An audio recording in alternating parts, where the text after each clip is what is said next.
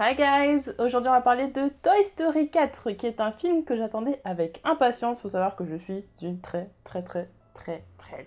grande fan de Toy Story. Voilà. Quand j'étais petite j'avais tous les jouets, enfin voilà, c'était Toy Story partout, voilà, on en était à un niveau de fanatisme assez dingue quand même. Une vingtaine d'années après avoir vu le premier film, et en plus on nous annonce que ce sera certainement le dernier film. Enfin, je dis certainement parce que bon, finalement on apprend que ce serait peut-être pas le dernier film. La question c'est forcément, est-ce que c'est le film de trop? On a toujours peur avec les univers qu'on aime beaucoup qu'on fasse la suite de trop. Est-ce que Toy Story 4 est la suite de trop? Je vais vous en parler dans cette vidéo. Donc Toy Story 4 a été réalisé par Josh Cooley qui a déjà travaillé moult fois avec Pixar, que ce soit en tant qu'animateur, acteur, mais aussi en tant que storyboarder. Donc voilà, Pixar c'est sa maison, Pixar il connaît très bien. Néanmoins en tant que réalisateur, il n'a fait que 2 courts-métrages avant Toy Story. Donc là il s'agit vraiment de son seul long-métrage. Forcément on peut être un petit peu stressé en se disant est-ce qu'il aurait pas mieux fallu qu'il ait un petit peu plus d'expérience en termes de long-métrage avant?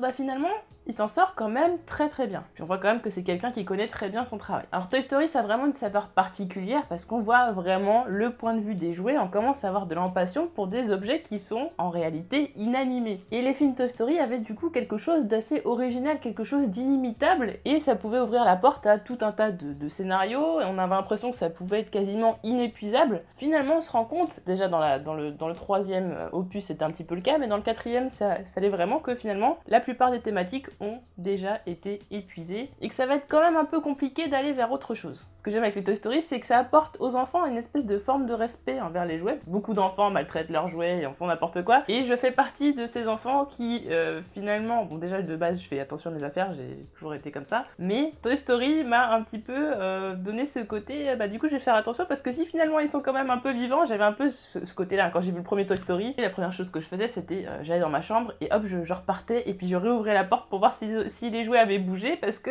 je me disais mais ça se trouve ça peut être vrai. Ça avait ce petit côté féerique, ce petit côté magique qui était quand même assez dingue et qui je l'espère est toujours présent chez les enfants de maintenant qui découvrent maintenant Toy Story. Dans Toy Story il s'agit aussi de choses émouvantes et notamment une thématique qui est toujours très triste dans tous les Toy Story, c'est le fait que les enfants vont à un moment donné finir par grandir et donc un peu délaisser leurs jouets. Et là c'est une thématique qui est encore présente dans le 4, qui est même prépondérante dans ce quatrième opus, et c'est Woody qui va en faire les frais. Woody est directement victime de tout cela, il est relégué au second plan parce que finalement on se rend compte que l'amour qu'on peut porter à un jouet ça va pas être la même chose suivant les personnes, et en l'occurrence ce que va ressentir sa propriétaire Bonnie par rapport à ce que ressentait Andy pour lui n'est pas du tout la même chose. C'est là où va commencer le scénario de ce quatrième opus. On est donc face à un Woody qui est arrivé à maturité, qui a beaucoup mûri et qui a appris énormément de ses expériences. Faut savoir quand même que c'est un jouet qui est quand même assez ancien et qui est prêt à faire tous les sacrifices pour les enfants, même à un point il est assez maso quand même sur les bords. Donc forcément on aura de la nostalgie au programme puisque c'est quand même un film qui je trouve est destiné aux enfants qui ont grandi. Déjà le 3 c'était extrêmement le cas, je trouvais que le 3 était quand même un film assez mature, parce qu'il y a quand même des scènes qui m'ont particulièrement choquée. Mais forcément il y avait beaucoup d'enfants dans la salle et des enfants en bas âge, et là pour le coup il y avait des scènes qui m'avaient quand même choquée, ne serait-ce que par exemple la scène où ils se retrouvent dans le truc de recyclage ou je ne sais plus quoi, où ils sont sur le point d'être totalement fondus, là, qui se tiennent tous par la main et ils sont prêts à être ensemble face à la mort. Voilà, j'ai trouvé cette scène extrêmement choquante quand c'est quand même un film qui est en grande partie destiné aux enfants. Là pour le coup le troisième était quand même destiné à un public beaucoup plus âgé je trouve, et puis la fin avec l'ours qui finit sur le camion, voilà, j'ai trouvé ça extrêmement cruel même si le personnage est méchant. Voilà, ça m'avait un petit peu choqué, je me suis dit ouais c'est pour des enfants c'est peut-être un peu borderline. J'avais vu ce film en ayant l'âge que j'avais quand j'ai vu le premier, je pense que ce film m'aurait clairement traumatisé, surtout l'ours et tout qui est un peu psychopathe. Voilà, c'était un peu voilà, donc là on est plutôt sur quelque chose de soft, d'édulcoré et tout ça. Néanmoins les propos du film et ce côté nostalgie s'adresse quand même à un public qui a vieilli avec l'univers Toy Story. Si je devais faire un classement de mes Toy Story, il arrive en 3ème position. Sur 4, vous allez me dire, c'est pas non plus quelque chose d'extraordinaire. Le premier était parfait, le premier était dingue, le premier, voilà, enfin, je dirais, même s'il y a le côté nostalgie, etc., voilà, c'était le premier film et tout, même en le revoyant des années après, il est parfait, il est génial, il est dingue, il est incroyable, il est parfait. Le deuxième, je n'avais pas du tout apprécié, je vous avoue que même me rappeler un peu du scénario, je me rappelle pas grand chose chose, je sais qu'il y avait un vieux jouet qui était chiant et tout, et qu'on découvre Jessie et pile poil dans cet opus, parce que je me rappelle que c'était quand même toujours enfermé, tout ça, ça m'avait pas plus emballé que ça. Le troisième était une pépite que je n'attendais pas, forcément quand on attend une suite, on a forcément peur, comme je le disais tout à l'heure, et le troisième opus a su mélanger la nostalgie, l'émotion, l'action, la peur, toutes ces émotions en même temps, tous ces éléments-là étaient présents, en plus d'avoir un scénario qui était très original, avec une question qui est intéressante. Enfin, j'ai bien aimé l'histoire justement de la crèche, des jouets qui sont maltraités à la crèche. J'ai beaucoup aimé être dans un nouveau décor. Il y a aussi à la fin le passage de flambeau entre Andy et Bonnie qui était très émouvant. Du coup, on peut se poser la question, est-ce qu'on devait conclure sur ce troisième opus? Eh bien, personnellement, j'étais partie du principe, comme beaucoup de personnes d'ailleurs, que le 3 serait le dernier et que ça se finissait très bien comme ça. Néanmoins, effectivement, on peut se demander si Woody, le personnage principal, a une happy end. Effectivement, tous les autres personnages ils ont tous leurs copines, leurs copains, etc. Ils ont tous trouvé leur âme sœur, entre guillemets, et Woody finit tout seul, mais il finit avec un nouvel enfant qui va lui donner beaucoup de bonheur et tout ça, donc quelque part c'était un peu une happy end. Cependant, se poser la question, après 3 opus, qu'est devenue la bergère? J'avais aucune réponse par rapport à ça, qu'est-ce qu'elle est devenue? Là, on est sur ce film-là, qui commence par effectivement un flashback qui répond à cette question. Qu'est-il arrivé à cette fameuse bergère? Donc on nous explique le film qui commence avec la chanson « Je suis ton ami » et qui est quelque chose d'assez ironique parce que justement on va revenir beaucoup là-dessus. Cette chanson a toujours été très importante dans Toy Story. Et là, justement, ça l'est encore plus. Ce qui me pose problème avec ce film, c'est comment il a été vendu. Alors effectivement, les interviews parlent bien d'un film pour Woody, etc. Sauf que moi, j'ai pas lu les interviews, et quand j'ai regardé les trailers, comme la plupart des gens, tout le monde ne lit pas les interviews ou quoi que ce soit. La plupart des interviews d'ailleurs sont sorties très très récemment, donc comme quoi fallait suivre le truc. Mais le trailer vend clairement une aventure avec tous les personnages, vraiment c'est l'ultime aventure de tous les personnages, on ne vend pas l'histoire de Woody. Sauf qu'en fait, c'est un film centré sur Woody et aussi sur la bergère, mais ça n'est pas un film qui prend en compte tous les personnages de Toy Story, malheureusement. Mais je vais revenir un petit peu plus tard. Donc le pitch, c'est que Woody a été relégué au second plan, comme je disais tout à l'heure. Il n'est pas hyper apprécié de Bonnie. Bonnie préfère jouer avec quasiment tous les autres jouets de sa chambre plutôt que Woody. Woody ne l'intéresse clairement pas. Bonnie doit aller aux journées d'adaptation de la maternelle et ça lui fait peur, voilà, parce qu'elle est toute seule et puis les enfants sont pas forcément gentils. Finalement, va se créer un ami par l'aide de Woody, entre autres d'ailleurs, mais sans en dire trop, et va donc se créer son propre jouet. Alors ce qui est intéressant, c'est qu'on va voir pour la première fois vraiment un jouet qui prend vie, clairement. En plus, un jouet qui a été fabriqué par une personne. C'est vrai qu'on s'est tous demandé à quel moment le jouet prend conscience de son état de jouet, enfin du moins à quel moment il se sent en vie. Donc Bonnie fait un personnage avec à base de fourchettes, une espèce de ficelle et tout ça, qui est d'ailleurs un design qui est très très marrant. Je pense d'ailleurs que c'est un personnage qui a été clairement sous-exploité parce qu'on pouvait faire tout un tas de choses avec. Donc elle écrit son nom sous le jouet et en fait ce jouet va prendre par la suite vie. C'est quelque chose d'assez déroutant et d'ailleurs ce personnage quand il va prendre vie en fait il y a une espèce de choc psychologique quand la vie en fait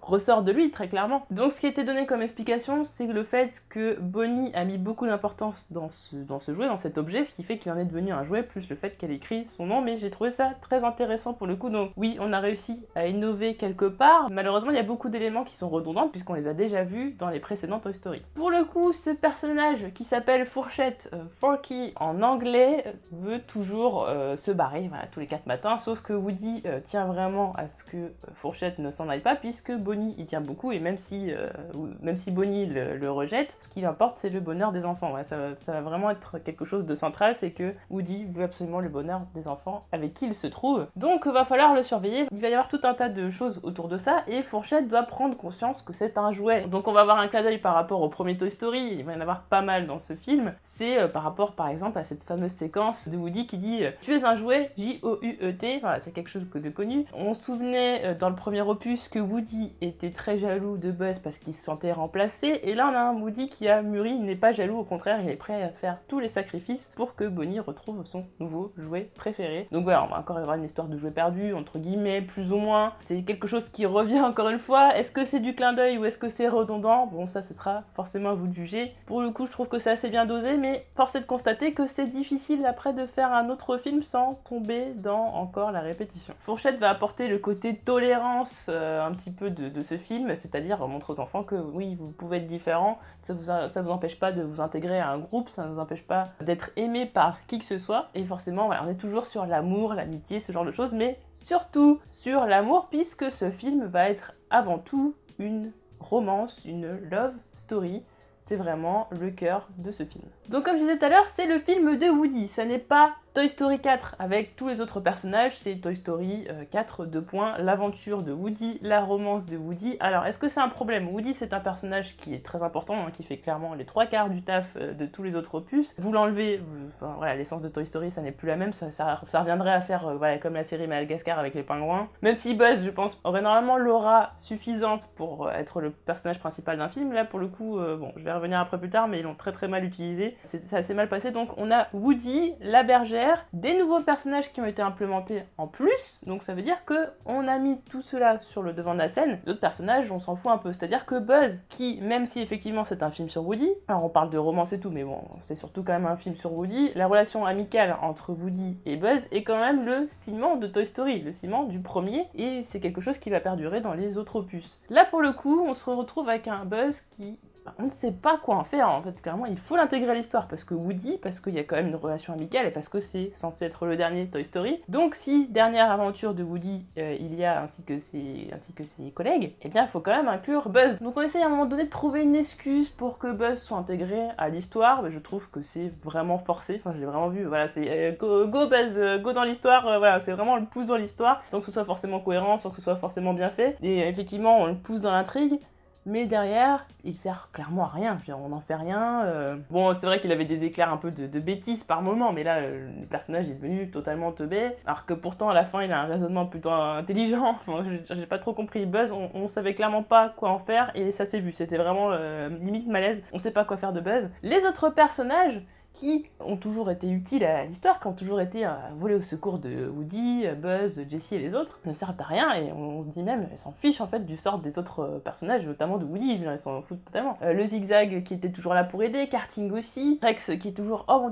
dieu, qu'est-ce qui se passe, Monsieur Patate qui est utile parce qu'il sait faire telle ou telle chose, qui est toujours un peu ronchon et tout, le cochon qui a toujours des espèces de punchline. J'avais besoin de tout ça en fait, j'avais clairement besoin de tout ça. C'est pas parce qu'il y a un film sur Woody, centré sur Woody, que ça empêche aux autres personnages d'être un minimum présents. Là, clairement, ils sont des figurants. On en est quand même à ce point-là, et pourtant, on implémente de nouveaux personnages. Est-ce qu'ils sont convaincants? Est-ce qu'ils sont pertinents? Alors, le lapin, là, le petit poussin jaune, non, sont très marrants, pour le coup, l'humour, bon, même s'il est très simple, a totalement fonctionné sur moi, c'est un peu les deux racailles, voilà, donc un peu n'importe quoi, voilà, c'est assez marrant. Personnellement, ça a fonctionné sur moi. Après, on a une petite flic, bon, elle est là en plus. Il y a le cascadeur, donc Duke Kaboom, qui est interprété en VO par Keanu Reeves, qui est un personnage assez rigolo, qui est un petit peu touchant aussi. Est-ce qu'il fallait le mettre en avant à ce point-là? Je crois pas. Bon, c'est pas non plus un personnage principal, mais il est quand même assez présent, surtout sur la deuxième partie du film. Est-ce que j'aurais pas préféré plutôt qu'on mette en avant des personnages qu'on avait déjà? Si, clairement. Et ça va être en fait, je pense, le plus gros bémol pour moi de cet opus.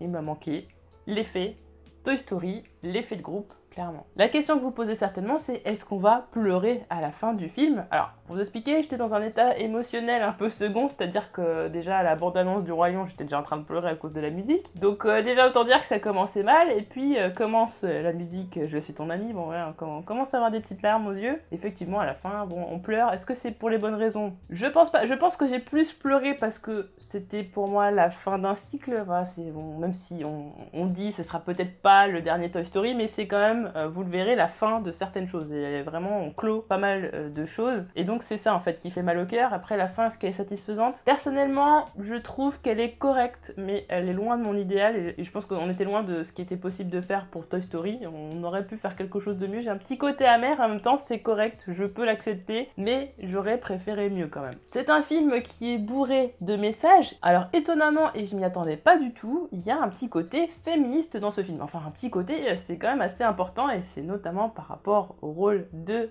la bergère. La bergère qui était un peu la demoiselle en détresse, et vous allez voir dans ce film, a beaucoup évolué, au point que même physiquement elle ressemble au personnage d'une affiche qui est devenue par la suite une icône féministe, donc le personnage de l'affiche We Can Do It, qui a servi, semblerait-il, de propagande pour que les femmes aillent un peu plus au travail pendant la guerre, et qui est devenue ensuite une icône féministe. On a le bandeau comme sur l'affiche, la salopette, etc. Elle met les mains dans le cambouis, elle est forte et tout. Woody se rend compte que c'est pas du tout une femme à sauver. Alors c'est bourré d'autres messages, c'est-à-dire le libre arbitre, on a toujours cette notion d'amitié, d'amour, d'entraide, de solidarité, de tolérance. C'est toujours un film qui apporte une vraie bouffée de positivité pour les enfants et j'espère qu'ils intégreront toutes ces notions en regardant le film. Et ce qui va revenir énormément, c'est aussi la dépendance qu'a un jouet envers son humain, envers son maître. Autre question, est-ce qu'il y a un méchant ou une méchante? Il y a une méchante, mais on n'est pas dans le Cid ou le vieux là du deuxième ou le nounours méchant qui sent la fraise. On est sur du méchant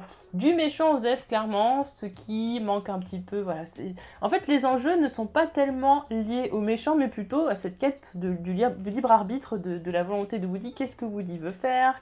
On est dans une situation où il est relégué au second plan, et donc tout va tourner autour de qu'est-ce que veut Woody, qu'est-ce qu'il va faire, plus que les méchants, plus que les autres personnages. La bergère, même si elle est quand même très très importante dans ce film, va servir de prétexte à justement influencer Woody sur ce qu'il va vouloir. Donc vous l'aurez compris, il y a forcément de l'émotion parce qu'on est sur le dernier opus, on est censé conclure pas mal de choses, il y a beaucoup de dilemmes également. Il y a de l'action et notamment grâce au personnage de Duke Kaboom, qui est donc le cascadeur, donc forcément il va se passer plein de choses intéressantes. Donc le côté action était assez sympa, même s'il est quand même assez court, ça reste quand même très efficace. Maintenant côté humour, mis à part effectivement le lapin et le poussin qui étaient assez drôles, je pense que Fourchette a été clairement sous-estimé parce que les seules apparitions qu'il fait, je l'entendais tout le monde rigoler, même moi je rigolais, mais clairement il n'était pas assez présent pour certaines raisons qui appartiennent au scénario. Justement dans le trailer on nous le survend, on a l'impression que ça va être un personnage très important et finalement il fait quelques apparitions, des apparitions qui sont très efficaces certes, mais qui sont quand même assez rares, assez minimes malheureusement. Je pense qu'on aurait pu vraiment le pousser pour le côté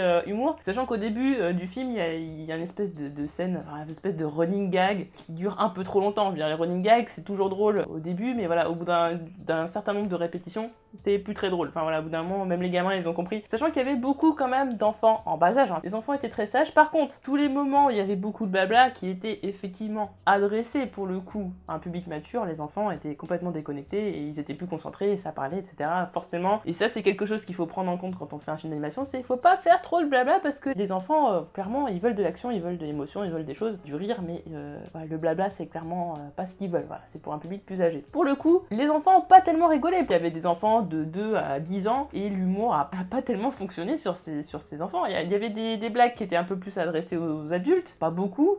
Donc la plupart étaient quand même assez grand public et n'ont pas fonctionné sur les enfants. Et ce qui est bien, c'est que quand on va au cinéma et qu'il y a des enfants, les enfants ont des réactions qui sont totalement naturelles. Donc si ils rigolent pas, c'est qu'il s'est passé quelque chose. Donc voilà, niveau humour, c'était... Voilà, il y a quelques moments efficaces, mais il n'y en a pas beaucoup. Quant à la fin, j'ai pas vu d'enfants qui ont pleuré. Je pense qu'on devait être 2-3 dans la salle à avoir pleuré. Je pense qu'on était 2-3 adultes parce que les enfants étaient pas plus tristes que ça. Il n'y a pas eu de « Oh là là, oh c'est triste, oh voilà, c'est génial » ou... Il n'y a pas eu de réaction spécialement à la fin. Voilà, genre, il y a le générique, il y a même la plupart des gens n'ont même pas attendu parce qu'au début du générique il se passe quand même pas mal de scènes, hein, donc il n'y a pas vraiment de scène post-crédit à part voilà, il se passe un truc sur le logo Pixar, mais il n'y a pas de scène vraiment post-crédit, ça va se passer vraiment au début du générique. Tout le monde est vite parti, donc je suis pas sûre que les enfants aient spécialement bien apprécié ce film. Je pense que ça restera quand même le premier qui restera dans leur cœur, hein. S'ils ont vu le 4, c'est qu'ils ont découvert récemment. Enfin, les premiers, c'est marrant de se dire d'ailleurs que quand moi j'ai vu le premier Toy Story, il y avait aucun de ces enfants qui était né très loin de là, voire même des dizaines d'années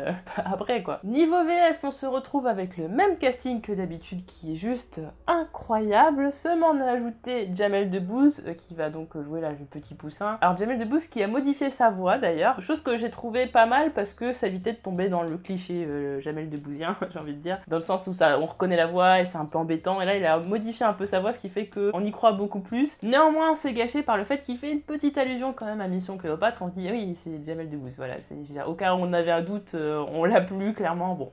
Est-ce que c'est dérangeant pas? Peut-être un petit peu, les enfants de toute façon ne verront pas la référence forcément. On a Franck Gastambide qui va donc jouer le lapin, donc qui est l'acolyte du petit poussin. On va avoir Pierre Ninet qui va jouer Fourchette et malheureusement, et c'est là où la VF a malheureusement été gâchée, c'est qu'on veut toujours ramener des stars à chaque fois dans les VF. C'est très énervant parce que autant les VO sont toujours des acteurs et des mecs qui font du stand-up, enfin voilà, des gens qui sont de base comédiens. On se retrouve voilà comme dans tous les films d'animation à chaque fois avec des petites starlettes. Quand je dis starlettes, hein, c'est femme ou homme, hein, peu importe, influenceur, influenceuse, on a vu ça dans des tas de films. Et donc on se dit Toy Story 4, grosse production, etc. On peut éviter ça parce qu'on n'a pas besoin de faire venir une starlette sur la VF pour faire venir les gens au cinéma voir Toy Story 4. C'est quand même Toy Story 4 et Toy Story 4 se suffit à lui-même. Malheureusement, on a décidé de mettre donc Angèle sur la VF qui joue donc Gabi Gabi, qui est déjà une méchante qui est pas très intéressante, je trouve. En plus, Angèle a effectivement une très belle voix, néanmoins, le jeu d'acteur, ça n'est pas du tout ça. Alors moi, je n'ai rien du tout contre Angèle, je savais même pas que c'était elle qui faisait la voix, mais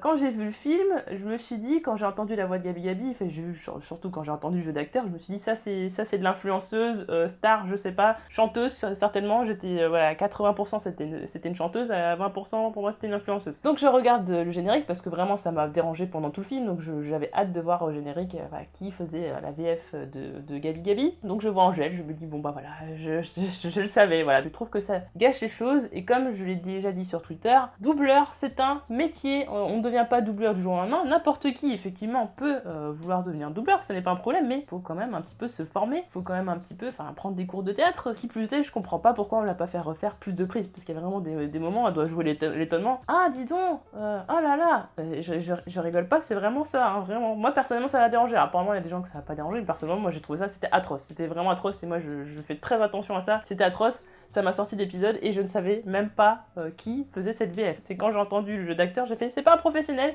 ça n'est pas une professionnelle, c'est certain. Donc s'il vous plaît, arrêtez de faire venir des starlettes qui n'ont pas de talent de comédienne, ou alors vous leur payez une formation, vous anticipez le truc, vous faites pas venir au dernier moment parce que c'est la starlette tendance du moment, c'est n'importe quoi et il y a clairement pas besoin de ça. Ce film est une claque visuelle, est une prouesse visuelle, juste dès le début du film, c'est juste incroyable l'évolution qu'il y a eu depuis le 3. Bon, forcément, il s'est quand même passé un certain temps depuis, mais c'est très notable que ce soit les jeux d'ombre et de lumière, que ce soit les gouttes de pluie là sur le sol mouillé, c'est juste dingue. Le truc qui m'a le plus frappé, je pense, c'est les textures, alors que ce soit les fibres des vêtements, des jouets, on voit les petits poils qui dépassent, ce genre de truc, les moutons, les peluches, c'est hyper réaliste, et surtout les textures de peau des jouets, c'est-à-dire on a un Woody qui lui est très mat, donc on voit quand même une texture mat, mais avec quand même pas mal de détails. On a la bergère qui est faite en porcelaine, donc forcément elle brille au contact de certaines lumières. Enfin vraiment, il y a un niveau de détail qui est vraiment dingue. Même la poupée, on voit clairement une espèce de triangle de cheveux là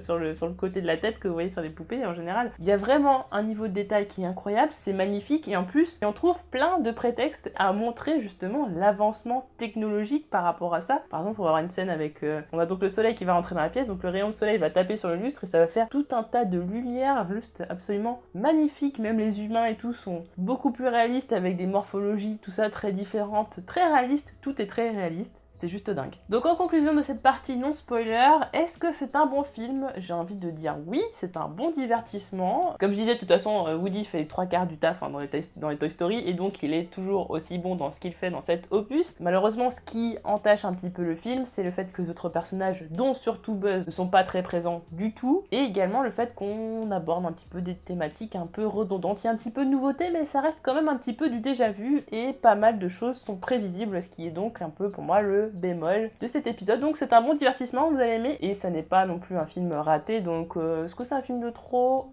Non.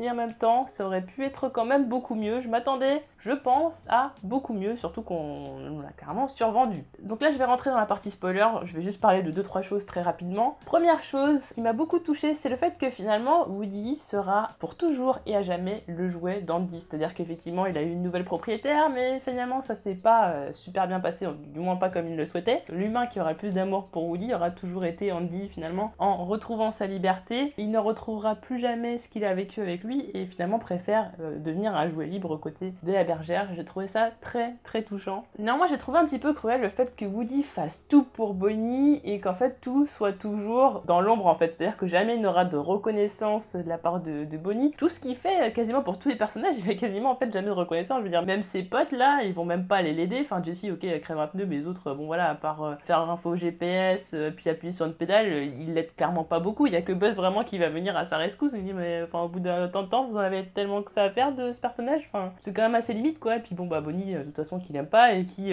finalement une fois qu'il est plus là s'en rend même pas compte quoi. J'ai trouvé ça un peu cruel, en même temps ça c'est un propos du film, mais c'est un petit peu limite. Ce que j'ai beaucoup aimé, c'est la thématique du libre arbitre effectivement, du jouet qui peut décider de son destin, et j'ai bien aimé le fait que finalement quand on dit jouet perdu, c'est un petit peu c'est un espèce de préjugé, puisque finalement ces jouets perdus finissent par se trouver eux-mêmes, c'est-à-dire qu'ils vont commencer à développer des capacités. Par exemple voilà, on voit la bergère fait de la mécanique, elle arrive à survivre dans un monde qui est quand même assez compliqué, quoi, la fête foraine et tout ça, il y a plein d'humains et tout, d'ailleurs, je ne comprends pas comment ils font pour passer au milieu d'humains, comme ça, qu'il n'y a jamais un humain qui arrive qui les voit, quoi, je veux dire, ils ont juste à tourner la tête, quoi, je veux dire, il y a des fois, c'est pas du tout réaliste, c'est un peu n'importe quoi, et je me dis, waouh, c'est un petit peu tiré par les cheveux quand même, mais c'était assez marrant, et tous ces jouets perdus, entre guillemets, qui ont fini par s'adapter à ce nouveau monde, et finalement, ce nouveau monde n'est pas aussi mauvais qu'on pouvait le croire, finalement, ils arrivent à s'en sortir très bien, ils sont quelque part assez heureux, puisqu'ils sont finalement délivrés de l'emprise des humains, puisque les humains, et c'est un petit peu particulier dans ce film, autant, bon, effectivement, on avait Sid qui était le méchant humain et tout ça, mais même les humains qui sont gentils, finalement, en délaissant leurs jouets, en les oubliant, en les mettant de côté et tout ça, deviennent quelque part un peu les méchants du film. Bonnie,